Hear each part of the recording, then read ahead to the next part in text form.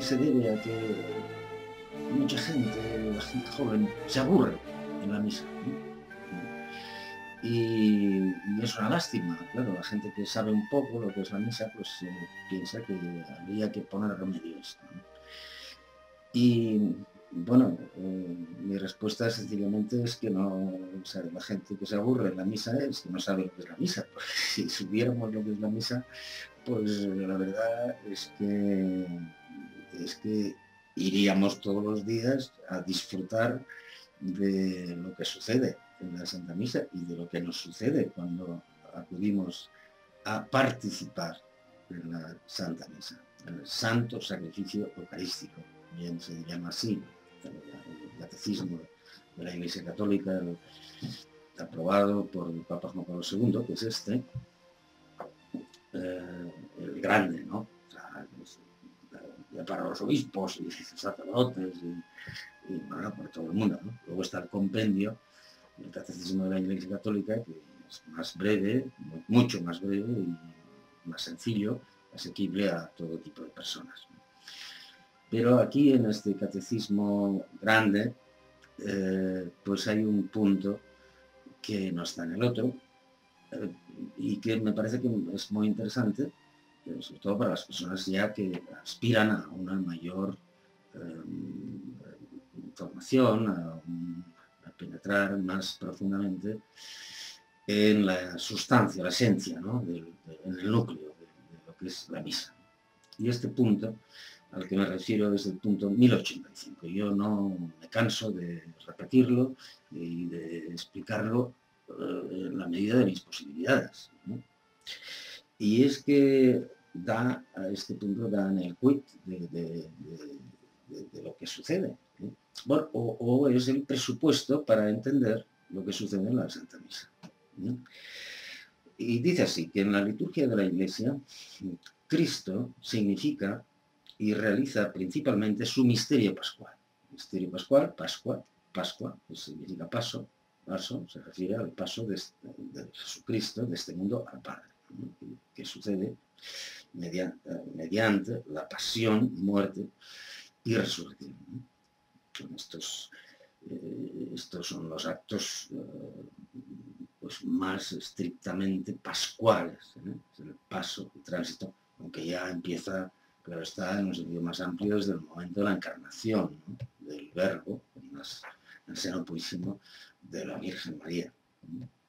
Pero bueno, cuando nos hablamos más del misterio pascual, pues nos referimos de una manera más concreta a la pasión, muerte, resurrección, incluso ascensión de Jesucristo al cielo. Y sigo leyendo el punto 1085, que dice: durante su vida terrestre Jesús anunciaba con su enseñanza y anticipaba con sus actos el misterio pascual. Porque toda la vida de Jesús tiene esa referencia, ¿no? Se encamina hacia el misterio pascual. Cuando llegó su hora, una hora de la que habla el Señor en el Evangelio, confróntese Juan 13, etc., vivió el único acontecimiento de la historia que no pasa. Sucedió. Todas las cosas que nosotros hacemos suceden y pasan al pasado y ya no existen. Gravitan sobre nuestra presente, más o menos, según las cosas que hemos hecho, pero ya no existen, ¿no? Ya han pasado. Y, sin embargo, en Jesucristo pasa lo siguiente, ¿no? Que dice el catecismo que cuando llegó su hora vivió el único acontecimiento de la historia que no pasa. Jesús muere, es sepultado, resucita de entre los muertos y se sienta a la derecha del Padre una vez por todas. Una vez por todas, entre comillas, porque son palabras textuales de San Pablo a los romanos, también están en la carta a los hebreos, y eso es muy importante para entender que, como en la misa se hace presente el sacrificio del Calvario, será importante para entender que no se realiza de nuevo, otra vez. porque Jesucristo se ofrece de una vez por todas.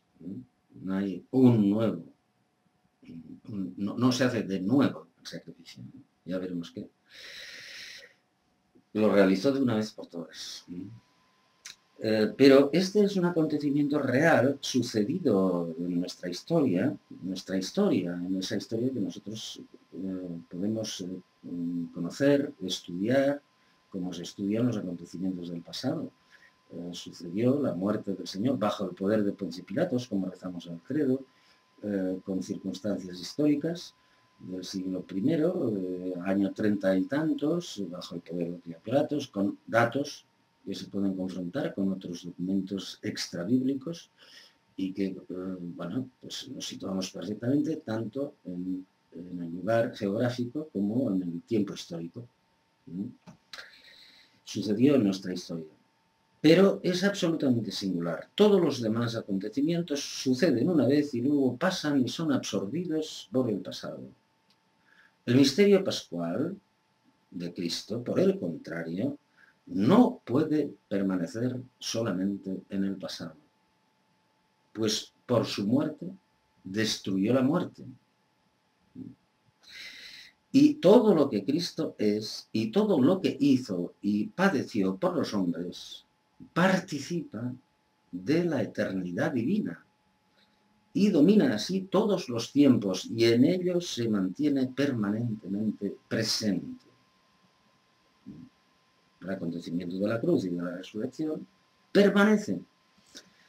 La palabra que aquí está escrita en cursiva, para que se note que no es una palabra que se dice en sentido figurado o así como de paso, ¿no? Sino que permanece. O sea, estos actos de Cristo permanecen y atraen todo hacia la vida con mayúscula. ¿Y cómo es que permanecen estos actos de Cristo? Permanece su muerte, permanece su resurrección, permanece su pasión, permanecen en realidad todos los actos, todo lo que hizo, todo lo que Jesús, todo lo que Cristo es, dice el texto del catecismo, todo lo que Cristo es y todo lo que hizo. También incluso podemos referirnos a todo lo que es e hizo desde el momento de la encarnación, cuando el Verbo se hace carne y pone su morada entre nosotros, ¿no? Desde ese momento.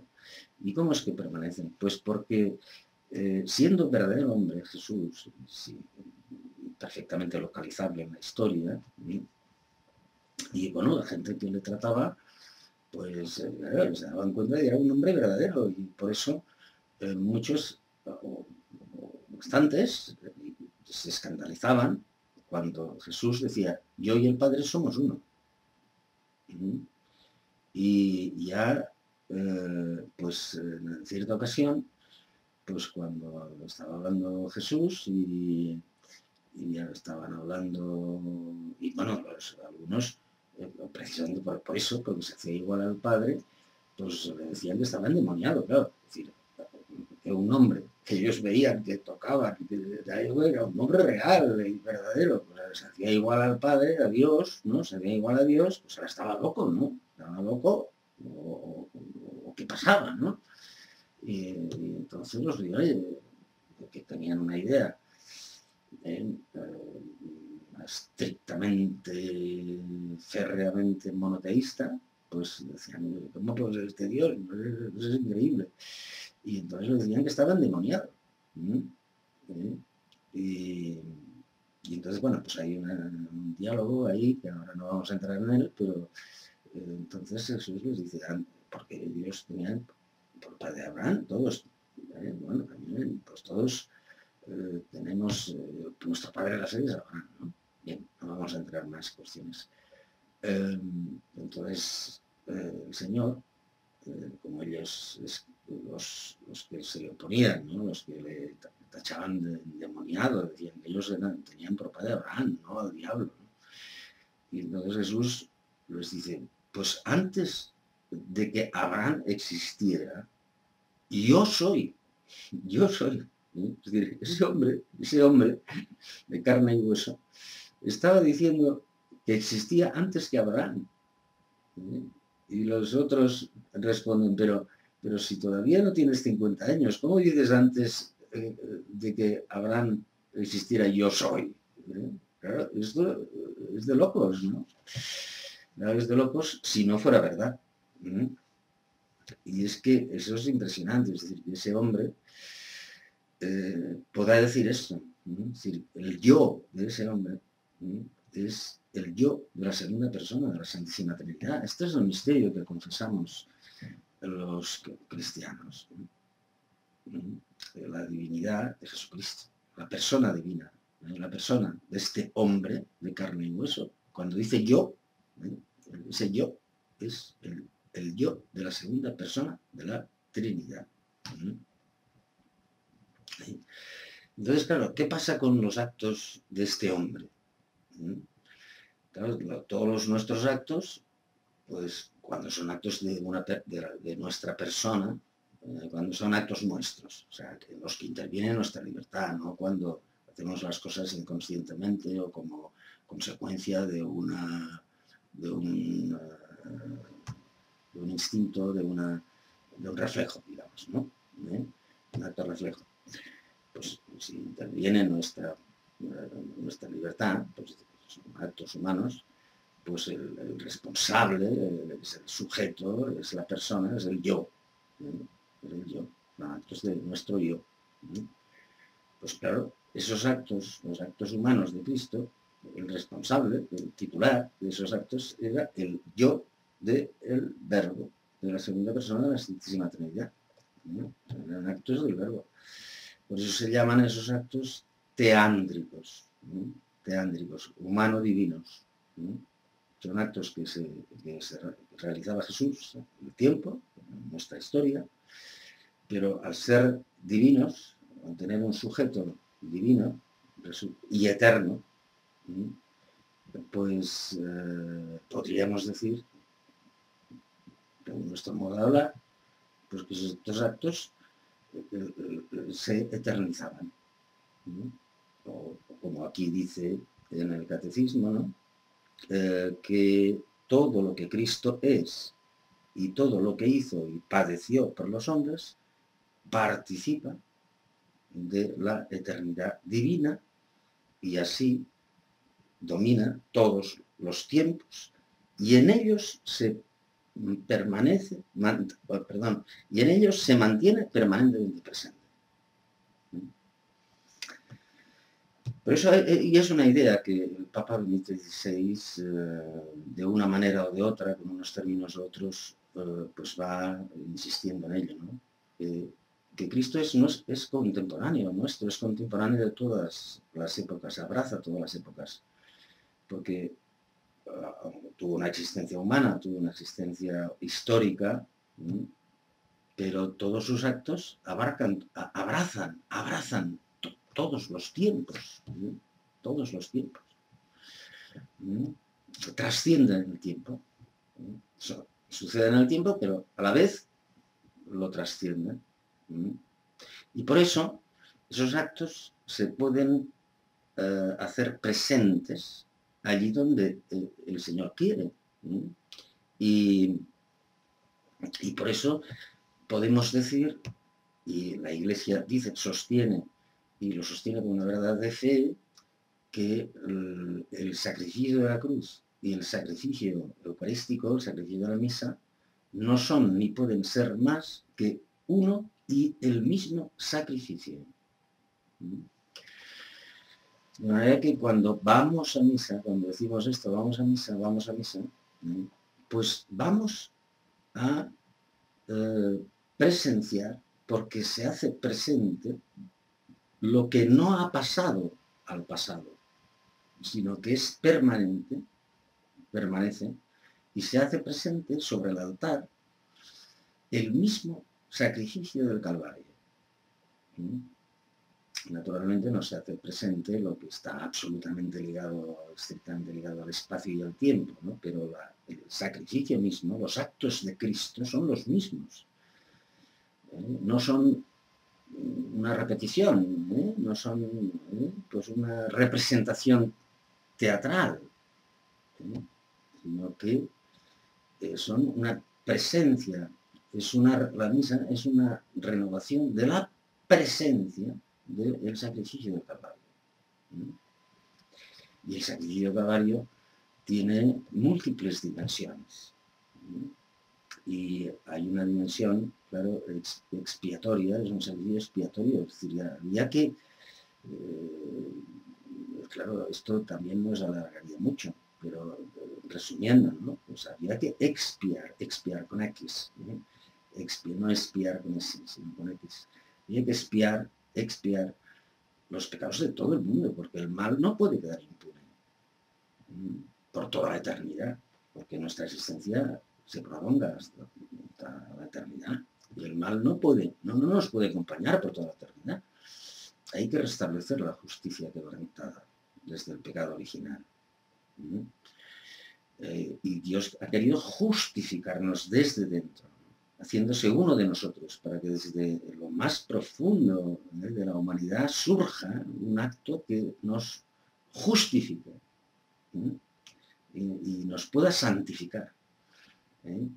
Y devolver pues a Dios Padre una humanidad santificada, ¿no? Gracias a su sacrificio de la cruz, que es un sacrificio de alabanza, es un sacrificio de acción de gracias por los enormes beneficios que Dios Padre ha volcado sobre la humanidad, pero es un sacrificio también expiatorio, que realizado de una vez por todas se hace presente sobre el altar, cuando, sobre todo, a partir sobre todo de cuando el sacerdote, asumido por Cristo, por la persona de Cristo, no solamente en nombre, sino en la persona de Cristo, pronuncia estas palabras que con el poder de Cristo realizan la transustanciación, o sea, la conversión del pan en el cuerpo de Cristo, el vino en la sangre de Cristo. Cuerpo que se entrega por vosotros, Cristo que se entrega, es la misma entrega de Cristo en la cruz. La sangre que se derrama para el perdón de los pecados. Los pecados de todo el mundo, ¿no? Ahora mismo. Basta ver las portadas, los titulares de los periódicos, ¿no? Pecados. La gente le llama injusticia, le llama corrupción, le llama de muchas maneras. Teológicamente, ¿cómo se llama? Pecados, gordísimos. Y si ya lo abrimos, el periódico, pues encontraremos más. Y si lo escuchamos en la radio, en la televisión, lo que sea.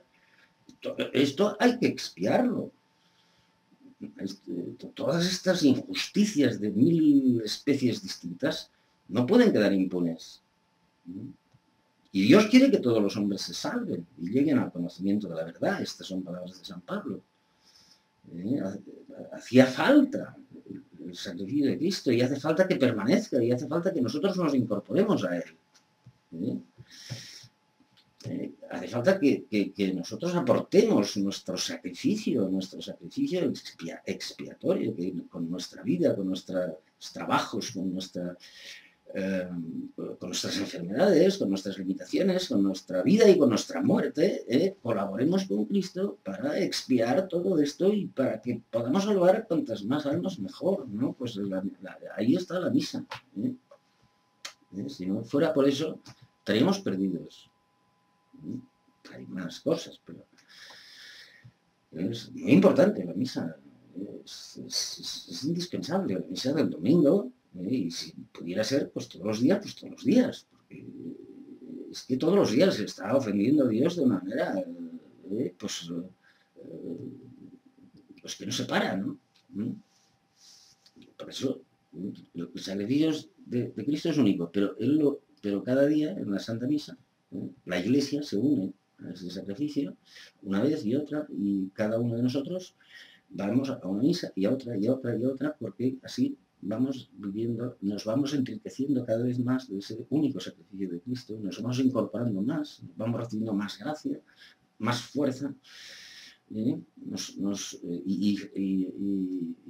Jesús, desde la cruz, de esta cruz gloriosa de la resurrección, nos va incorporando más, hasta que podamos decir con San Pablo, ya no soy yo quien vive, sino que es Cristo quien vive en mí. y muriendo con Él, como ya empezamos a hacerlo con el bautismo, resucitemos con Él y seamos glorificados con Él. Claro, ahí tenemos todo un programa de vida que luego, pues después de la misa, pues tenemos que llevar a la práctica de cada día, ¿no? Aquí precisamente tengo un libro bastante reciente, que es del Prado del Opus Dei, de Monseñor Javier Echevarría, a ver cómo se ve aquí, pues en que precisamente, pues dice en una de las solapas, dice, mi propósito consiste sencillamente en ayudar a los lectores a trasladar a la existencia cotidiana, a la vida práctica, algunas de las consecuencias que emanan de la Sagrada Eucaristía. En este libro, mucha literatura, pero es uno de los libros que más me ha ayudado también a profundizar en pormenores de la celebración de la Santa Misa, los ritos, las ceremonias, ¿no? Pero he querido tocar yo ahora este presupuesto para entender un poco, ¿no?, de lo que es la misa, ¿no? Pues que es el mismo sacrificio de Cristo en el Calvario, en todas sus dimensiones, ¿no? Porque ya San Juan veía que en el sacrificio, en la cruz, eso, claro, aparentemente, ¿qué era la cruz? El Calvario, pues el gran fracaso de todas las esperanzas que se habían puesto en Cristo, ¿no?, como el Mesías, ¿no? Pero, claro, en realidad forman una unidad. La última cena que nos explica el sentido de la cruz, ¿no? Este cuerpo que se entrega por vosotros, esta es mi sangre que se derrama para el perdón de los pecados, ¿no? Nos explica, la cruz no se explicaría sin lo que nos has dicho antes en la última cena, ese anticipo de la cruz, ¿no?, que es la última cena. Y tampoco se explicaría la cruz sin la resurrección, ¿no? Entonces sí que sería un fracaso la cruz, ¿no? Pero como todo esto, este misterio pascual es como una unidad, forma una unidad de sentido, ¿no? La vida, toda la vida de Cristo, en todos los momentos forma una unidad maravillosa, ¿no? Jesucristo todo tiene un mismo sentido, ¿no? Para nosotros lo que hicimos ayer, pues a lo mejor hoy tenemos que rectificarlo o cambiamos de orientación, ¿no? Pero claro, toda la vida de Cristo tiene una unidad, ¿no? Una unidad de vida perfecta, ¿no? Y por eso, pues, también hay una unidad indivisible entre la última cena, el sacrificio de la cruz, la resurrección y la ascensión a los cielos.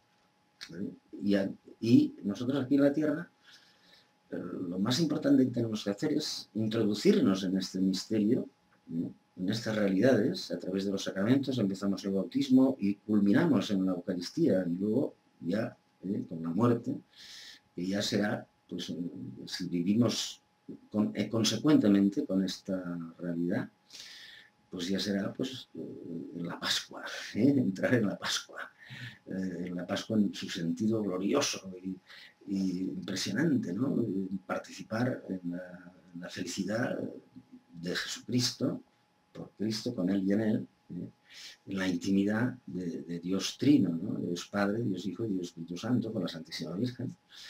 Ella nos ayuda a vivir la Santa Misa, porque ella está ahí también, como estuvo al pie de la cruz, está junto a nosotros en torno al altar. Pues vale la pena, ¿no? Vale la pena ir profundizando y dándonos cuenta de que la misa tiene una trascendencia increíble, universal, cósmica, ¿no? Cósmica. O sea, que sí que realmente alimenta nuestra vida de vida, nuestro amor a Dios, nuestro amor a Jesucristo. Tenemos frutos personales muy importantes, pero también pensemos que tiene una trascendencia de salvación de toda la humanidad. Tenemos que ir pensando en toda la humanidad, ¿no?, en el sacrificio de Cristo, pensando en toda la humanidad y en el gran banquete escatológico, como dicen los teólogos, los expertos, ¿no?, el gran banquete que se cumplirá plenamente en el cielo, ¿no? Que está ahí también presente, ¿no? Mientras se celebra la Santa Misa.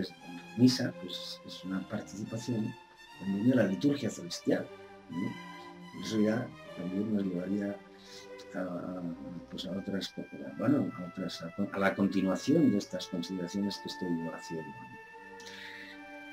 Pero bueno, ponemos punto final ahora a esta charla y bueno, me espero de otros encuentros. Muchas gracias por vuestra atención y hasta una nueva ocasión.